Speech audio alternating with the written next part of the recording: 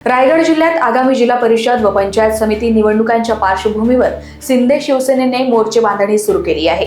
अलिबाग तालुक्यातील पोयनाड येथे कार्यकर्ता संवाद मेळाव्यात रसिका राजा केणी यांच्या उमेदवारीची घोषणा करण्यात आली। आमदार महेंद्र दळवी यांनी मानसी दळवी व रसिका केणी या दोन रणरागिणी जिल्हा परिषद गाजवतील असा विश्वास व्यक्त केला आहे। या मतदारसंघामध्ये अनेक प्रकल्प येत होते। त्या प्रकल्पांना विरोध कोणी केला? त्या प्रकल्पाच्या जमिनी संपादित करण्यासाठी कोणी एजंटगिरी केली? त्या जमिनी संपादन केल्यानंतर त्या प्रकल्पाला कोणी विरोध केला? मग ती पट्टी पॉवर प्लांट असू द्या, देव कोणीचा प्रकल्प असू द्या, सूर्य रोशनीचा प्रकल्प असू द्या, रुची सोयाचा प्रकल्प असू द्या किंवा स्किल इंडियाचा प्रकल्प असू द्या, नेटको कंपनी कोणी बंद पाडली? ज्या नेटको कंपनीवर सतीश धारप यांनी बेरोजगारीचा प्रश्न सोडवण्यासाठी त्यावेळेला मोर्चा काढला होता। सतीश धारप यांनी तो मोर्चा काढल्यानंतर बेरोजगारीचा प्रश्न कुठेतरी सुटेल असं त्यांना वाटलं होतं। त्या मोर्चामध्ये आज विभागातील सर्व तरुण पिढी सामील झाली होती। मग त्यावेळेला सतीश धारप यांच्यावर हल्ला करणारे कोण होते ते सुद्धा तुम्ही तपासून बघा।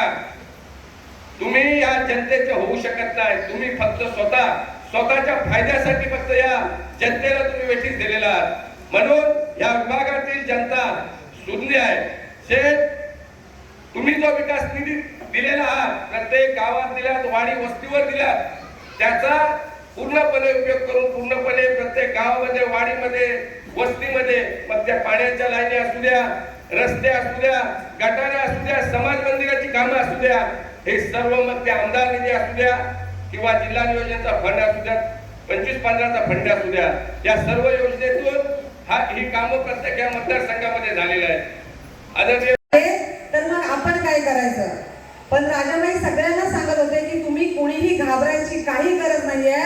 शेठने आपल्याला शब्द दिलेला आहे आणि शेठने दिलेला शब्द कधी शेठ पाठी घेत नाही, हे 1001% खरी गोष्ट आहे। जेव्हा आपण या निवडणुकीला सामोरे जात असताना समोरच्याला हलक्यात घेऊन जमणार नाही।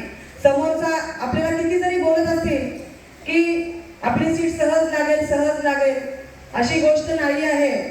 तर सर्व मतदार बंधू भगिनींना आणि माझ्या सर्व पदाधिकाऱ्यांना माझी कळकळीची विनंती आहे की जेव्हा आपण ह्या उमेदवारीचं जेव्हा तारीख डिक्लेअर होईल, प्रचार सुरुवात होईल आणि कार्यक्रमाला जो प्रचार कार्यक्रम असेल तो सुरू होईल, तेव्हा त्या 21 ते 22 दिवसाचा जो कालावधी असेल तेव्हा प्रत्येक कार्यकर्त्यांनी आणि प्रत्येक माझ्या माता बंधू आणि भगिनींनी हा एक विचार करायचा आहे की या वेळेला राजाबाईंच्या स्वरूपातून मला निवडून द्यायचं आहे। कारण जर आता नाही तर कधीच नाही, अभी नाही तो कभी नाही अशी ही गोष्ट आहे। त्याच्यामुळे प्रत्येक कार्यकर्त्याला आणि सगळ्या माझ्या मतदार बंधू भगिनींना मी आज आढावा बैठकीतून असं मार्गदर्शन करते की शेवटचा मतदान पडेपर्यंत जेवढे आपले 40 बूथ आहे ते शेवटचे मतदान पडेपर्यंत आपण तिथं ठाम उभं राहायचं आहे आणि खोटं मतदान कुठे होऊन द्यायचं नाही आहे। कारण जेव्हा ह्या निवडणुका लढल्या जातात शेका पक्षाच्या मार्फत तेव्हा खोट्या मतदानाचा जास्त वापर इथे शेठ केला जातो। बोंबोली सारख्या विधानसभा मतदारसंघातल्या 10 जिल्हा परिषदेच्या गटामध्ये आपण प्रत्येक गटावाईज आपण आज या ठिकाणी आढावा बैठक घेतो।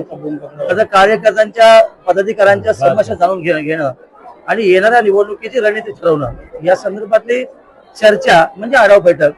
आमचे पक्षाचे ज्येष्ठ वरिष्ठ नेते, महाराष्ट्र राज्याचे उपमुख्यमंत्री, मुख्य नेते आदरणीय शिंदे साहेबांच्या मार्गदर्शनाखाली आज या ठिकाणी प्रत्येक जिल्हा परिषद गटाची आपण आढावा बैठक घेतो। आपण बघितलं की सगळ्यांचे विचार ऐकून घेऊन मग त्यांना त्या पद्धतीने उत्तर देऊन समस्येचं निराकरण करणं हे आपलं कामच आहे। सर, महायुतीबद्दल तोडगा या ठिकाणी निघाला काय? महायुतीबद्दल काय कशा पद्धतीने पुढची रणनीती असेल? आता प्रश्न असा आहे की महायुती सरकार आहे, त्यामुळे ही चर्चा पुढे होत राहणार। येणाऱ्या काळामध्ये जसं महानगरपालिकेच्या निवडणुका एंड होतील आणि जिल्हा परिषद घोषणा होईल त्यावेळेला जिल्हा स्तरावरती त्या संदर्भात चर्चा नक्की होईल, सीट शेअरिंग होईल, याची आम्ही नक्की चर्चेमध्ये सहभाग देऊ।